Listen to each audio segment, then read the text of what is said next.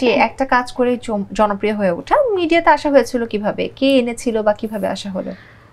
মিডিয়াতে আসার আমার প্রথমে কোনো ইচ্ছেই ছিল না। প্রথমে আমি মেডিকেলের প্রিপারেশনের পাশাপাশি ডিফেন্সের প্রিপারেশন নিয়েছিলাম। পড়াশোনা বন্ধ না, পড়াশোনা চলছে। অ্যান্ড ডিফেন্সের প্রিপারেশন নিতে নিতে আমার লেসিক অপারেশনের পর সামহাও আমার এক্সামটা মিস হয়ে যায়, ডিফেন্সের এক্সামটা। অ্যান্ড বাবা অনেক বেশি তখন ডিসঅ্যাপয়েন্ট হয়ে গিয়েছিল। তখন আমি চিন্তা করি আমি কি করব, ইউনিভার্সিটিতে পড়ছি, পাশাপাশি আই শুড ডু সামথিং। দেন আমার শিল্পকলা থেকে জার্নি শুরু। আমি শিল্পকলাতে সাংবাদিকতা, উপস্থাপনা এবং অভিনয়ের উপর কোর্স করছিলাম। সেখান থেকে আমার কাছে কিছু অপরচুনিটি আসে, কিছু রাইটার ডিরেক্টরের সঙ্গে দেখা হয়।